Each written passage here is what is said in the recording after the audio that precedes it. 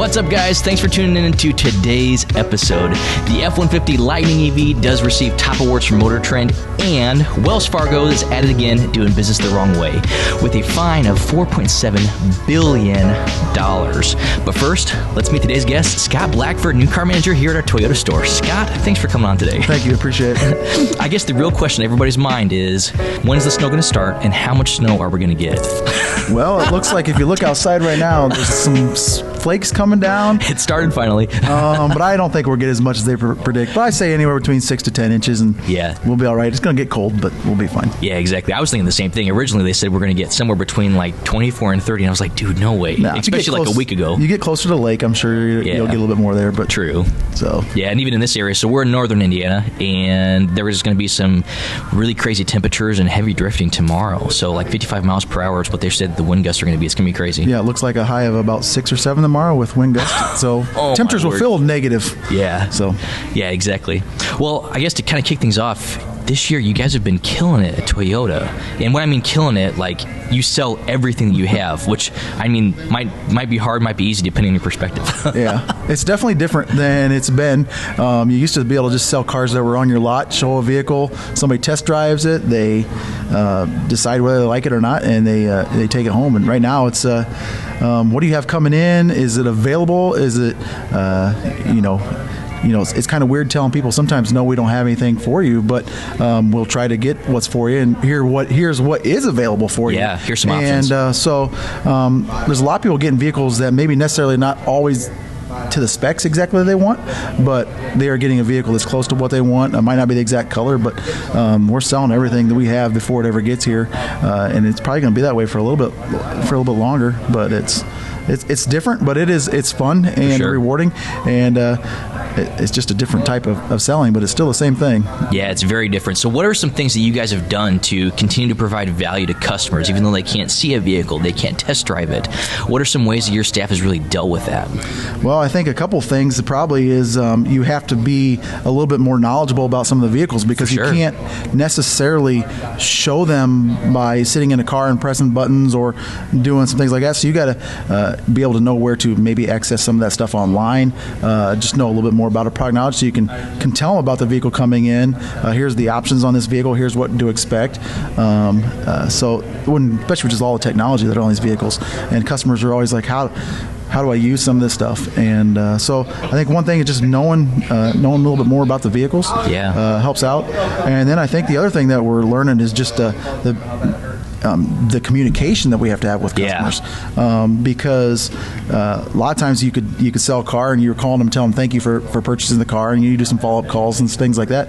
Now you got to stay in contact with them to let them know, hey, here's where it's at and status is being built, and then here's it's coming in, and all the little stages of it. And customers want their vehicle right away, and so we're fielding bunch of phone calls. When's it going to be here? When's it going to be here? So if we can stay on top of that, I think that helps us out. And people are excited. They want their cars, but it's also tough because you really have to follow that build process.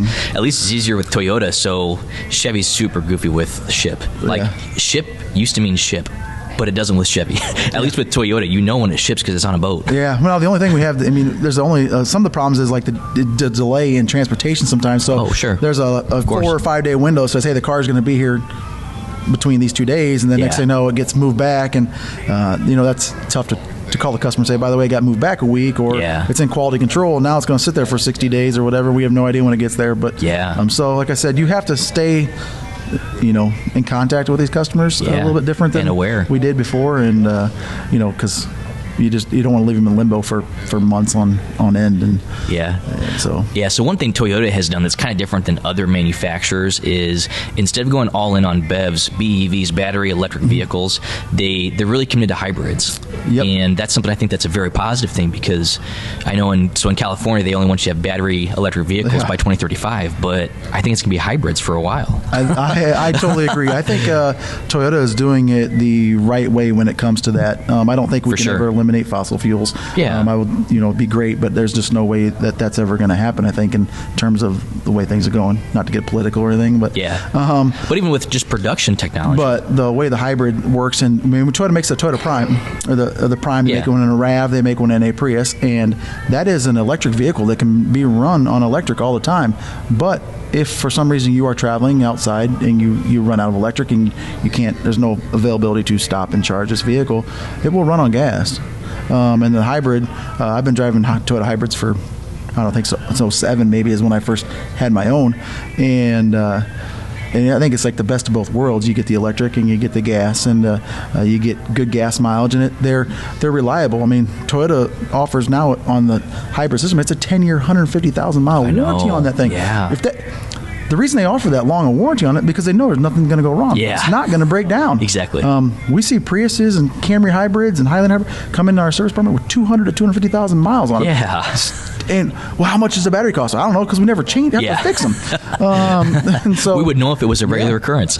So I mean, it's just I think Toyota has the model set for that, and there's a demand for them. I mean, right now I'm having a hard time getting them. Everybody's asking, when can I get a hybrid Highlander? When can I get a hybrid Camry? And when we get those, they're gone within minutes usually. Those are the really hot ones. When we get allocated those from Toyota, we try to fill orders of people that we have, but if it doesn't fill an order, then it's available for sale, and they go fast. So it's tough. I get a lot of phone calls. I field a lot of questions from people. When are you going to get the next ones? When does the next one come in? And I wish I knew all the answers to those, but when we get them, they're available. And even then, a lot of times, just like you said, they're sold way before that person is even looking for it, because there have been other people that have called in months ago looking for the same exact thing. Absolutely. That are on a waiting list. Yeah, we put their names, numbers, and hey, we got our guys start calling as soon as one hits the ground or as soon as it gets allocated to us, and we try to go down in order and things like that. But it's definitely different. It's definitely tough. Yeah. Cool. So, Scott, thanks for coming on today.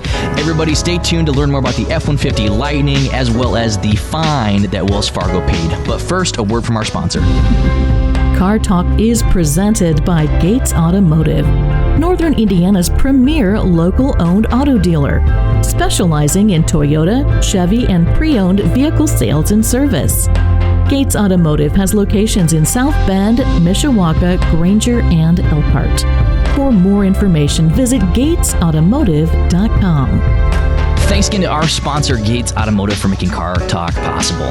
And as we talked about, the Ford F-150 Lightning is the Motor Trend Truck of the Year. Yes, it's an EV vehicle, and yes, you'd be thinking that something else might have been higher on that list, like a Rivian R1T or a GMC Hummer EV, but the F-150 Lightning takes the spot. There's a lot of reasons why, and I just believe it's because it's a somewhat affordable truck that obviously appeals to the existing truck market. When it comes to affordability, the F-150 Lightning did start at $60,000 for the 2022 model, while the GMC Hummer EV started around $120,000.